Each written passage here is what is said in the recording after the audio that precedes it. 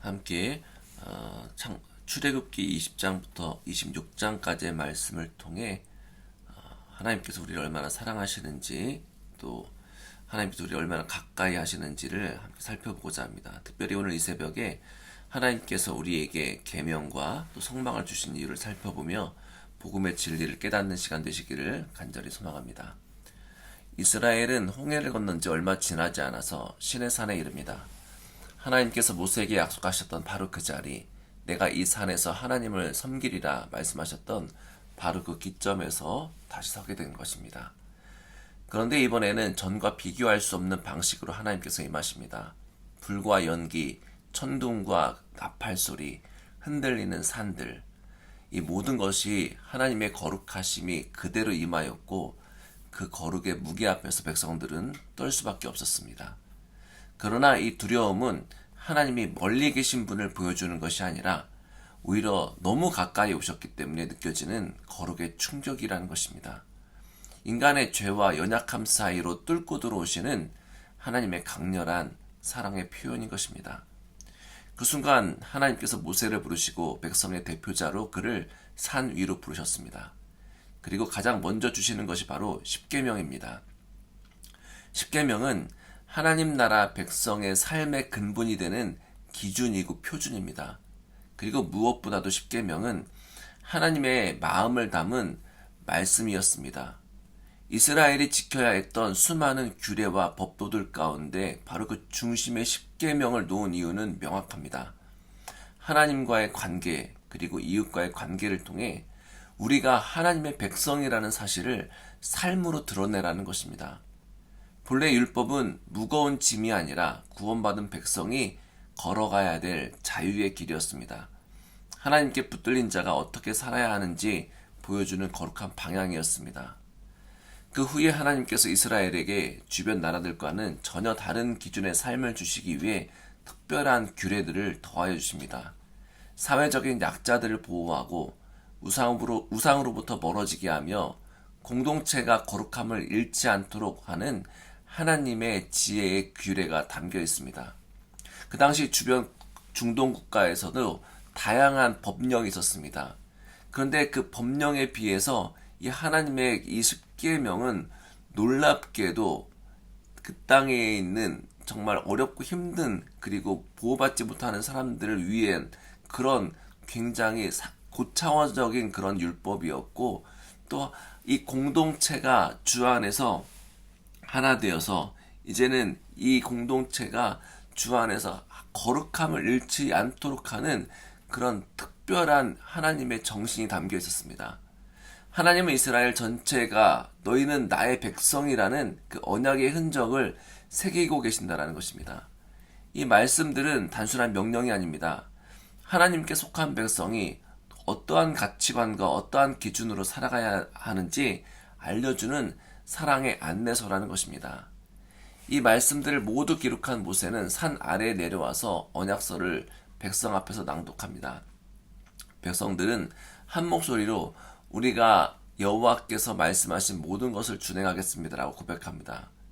마치 이 장면은 신랑과 신부가 서로 혼인서 앞에서 서로 맹세하는 모습과 같다라는 것입니다. 서로의 존재를 깊이 받아들이는 약속적 관계, 언약적 관계의 모습이라는 것입니다. 하나님께서는 너희는 내 것이다 라고 말씀하신 것이고, 우리 백성들은 우리는 주의 말씀을 순종하겠습니다, 따르겠습니다 라고 고백한다라는 것입니다.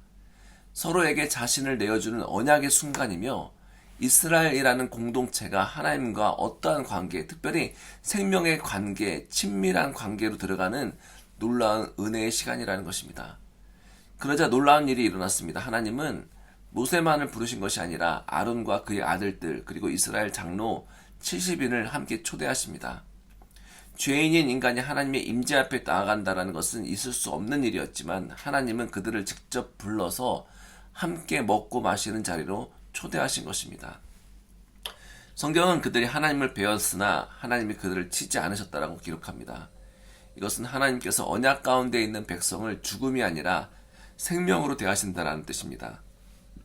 하나님의 백성은 하나님을 두려워하며 도망치는 존재가 아니라 하나님과 함께 잔치하는 그런 존재의 공동체라는 것입니다. 다윗이 시편 23편에서 원수의 목전에서 잔치를 베푸시는 하나님의 모습을 등장시킵니다. 예수님도 죄인들과 함께 잔치를 베푸시며 기뻐하셨습니다. 이것은 천국이 어떠한 곳인지를 보여주고 있습니다. 천국은 잔치가 베풀어지는 곳입니다. 높고 낮은 사람, 나이가 젊고 나이가 많은 사람, 자기의 직업이 혹은 자기의 배경이 높고 낮은 사람, 모든 것들이 상관없이 잔치가 베풀어지고 함께 기뻐하며 함께 즐거워하는 곳이라는 것입니다. 이 하나님과의 식사 이후에 하나님께서는 더욱 친밀함 가운데 백성을 초대하십니다. 모세에게 성막을 만들라고 명령하십니다. 이유는 단순합니다. 하나님께서는 내가 너희들 중에 거할 처소를 내게 지으라고 말씀하신 것입니다. 하나님께서는 백성 가운데 거하기를 원하신다는 것입니다. 하나님께서는 멀리 떨어져 계시지 않고 하늘 위에만 계시는 하나님 아니라 산 위에서만 말씀하시는 하나님 아니라 백성의 공동체 가운데 우리 안에 오셔서 우리와 함께 살기를 원하시는 하나님이시라는 것입니다. 이것이 바로 성막의 목적입니다. 성막은 인간이 하나님께 나아가는 공간인 동시에 하나님께서 인간의 자리로 내려오시는 바로 그 자리인 것입니다. 성막의 설계는 매우 구체적이었습니다. 금과 은, 청색실과 자색실, 정교하게 짜여진 휘장과 상 가운데 들린 향기로운 제물들, 이 모든 요소들이 세밀하게 만들어졌고 세밀하게 쓰여졌고 함부로 만들어지지 않았습니다. 이는 하나님이 가까이 오시기 위해서 필요한 신성한 거룩한 공간이었기 때문에 그렇습니다. 그리고 모든 것에는 하나님께서 주신 의미가 있었습니다.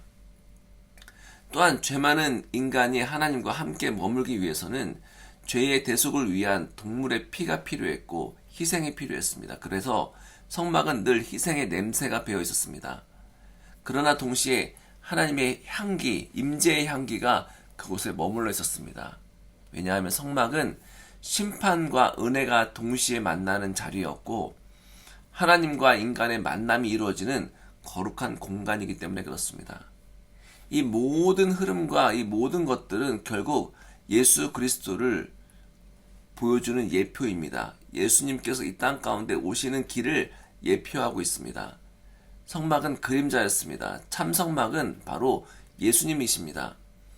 말씀이 육신이 되어 우리 가운데 거하시매라는 말씀 속에 이 거하시다라는 단어가 바로 성막을 치다라는 것입니다. 하나님이 성막을 통해 백성 가운데 거하셨듯이 예수님은 사람의 몸을 입고 우리 가운데 오셨습니다. 하나님이 우리 가운데 살아계신 성막으로 임하신 것입니다. 그리고 예수님의 십자가에서 흘린 피는 성막에서 흘려졌던 모든 제사를 완전하게 성취하셨습니다. 이제 더 이상 동물의 희생이 필요 없습니다. 그분의 십자가는 언약의 피이며 하나님께서 우리를 향해 나는 이제 너희의 하나님이다. 너희 가운데 직접 거하겠다라고 선언하신 최종적인 증거라는 것입니다. 오늘 우리가 이 말씀을 묵상할 때에 출애굽기 20장부터 26장이 보여주는 하나님의 마음은 분명합니다. 하나님은 우리에게 율법이라는 짐을 지우기 위해서 주신 것이 아니라 우리와 함께 살기 위해서 이 땅 가운데 오셨다는 것입니다. 거룩은 어떤 무거운 요구와 짐이 아니라 은혜로 들어가는 문이었고 말씀은 억지로 지키는 의무가 아니라 하나님과의 관계 안에서 자연스럽게 흘러나오는 삶의 표지요 그리고 향기라는 것입니다. 하나님이 우리 가운데 거하심이 우리는 하나님께 속한 삶을 살아갈 수 있게 된 것입니다. 그래서 이 진리는 오늘 우리에게도 동일하게 적용됩니다. 하나님은 여전히 우리와 함께 거하기를 원하십니다. 임마누엘 하나님 되시기를 원하십니다. 예수 그리스도의 복음은 우리가 하나님의 임재 앞에 나아갈 수 있도록 길을 열어주신 것이고 성령께서는 그 임재를 우리 속에 심어주시고 이제는 성막 가운데 거하시는 것처럼 우리 가운데 거하셔서 이제 우리와 항상 함께 하신다는 것입니다. 이제 성막은 더 이상 천막과 건물이 아니라 우리의 마음이며 우리의 삶입니다. 하나님은 우리 안에 거하시고 우리는 그분의 백성으로 살아가게 되는 것입니다. 이 새벽에 붙들어야 될 메시지가 바로 이것입니다. 하나님은 당신의 백성과 함께 살고 싶어 하시는 분이십니다. 하나님은 우리 한 사람 한 사람과 살기 원하시는 분이십니다. 율법은 그분의 거룩함이 어떠한 것인지 보여주는 은혜의 방향이며 지표이고, 성막은 하나님께서 나와 함께 하시겠다라는 사랑의 눈물이고 표현입니다. 예수 그리스도는 하나님이 우리에게 걸어오신 성막이시고, 성령은 그 성막을 우리의 심령 속에, 마음 속에 영원히 세우고 계십니다. 그러므로 오늘 우리는 하나님 앞에 담대하게 나아갈 수 있습니다. 하나님은 멀리 계신 분이 아닙니다. 그분은 우리 안에, 우리 곁에 찾아오셔서 우리의 모든 사람의 일상 가운데 성막을 세우시는 사랑의 하나님이시요, 함께 하시는 하나님이시요, 친밀하시고 우리의 신랑 되신 하나님이십니다. 그 하나님을 의지하여 오늘 하루도 걸어가시길 바랍니다. 그분이 우리와 함께 하시면 우리의 삶이 곧 하나님이 거하시는 처소가 되고, 우리의 발걸음이 거룩한 길이 되기 때문에 그렇습니다. 함께 기도하겠습니다. 거룩하신 하나님, 신의 산에서 언약을 주시고 백성을 부르셨던 그 은혜가 우리에게도 동일하게 임함을 감사드립니다. 주께서 우리 가운데 거하시기 위해 예수 그리스도라는 성막을 준비하셨고, 결국 예수 그리스도 안에서 하나님의 완전한 임재를 나타내어 주셔서 우리와 함께 거하시고 우리 안에 계심을 찬양합니다. 이제 주의 말씀을 더욱더 우리 안에 주셔서 더욱더 충만케 하여 주셔서 이제 우리가 주의 말씀 안에 거하는 자들 되게 하여 주옵시고, 주의 말씀을 사랑하고 순종하며 주님을 기쁘시게 하는 그런 인생의 향기를 바라는 귀한 하나님의 백성들에게 인도하여 주옵소서. 특별히 성령께서 우리 가운데 충만하게 임하여 주셔서 우리 마음 가운데 있는 헛된 생각과 헛된 사상과 그리고 헛된 것들이 다 태워지고, 이제는 거룩하신 하나님의 놀라운 은혜 가운데에 주님과 사랑의 관계 가운데에 하루하루 살아가게 인도하여 주옵소서. 우리를 주의 백성으로 삼아주신 주의 언약에 감사드리며 예수 그리스도의 이름으로 간절히 기도하였습니다. 아멘.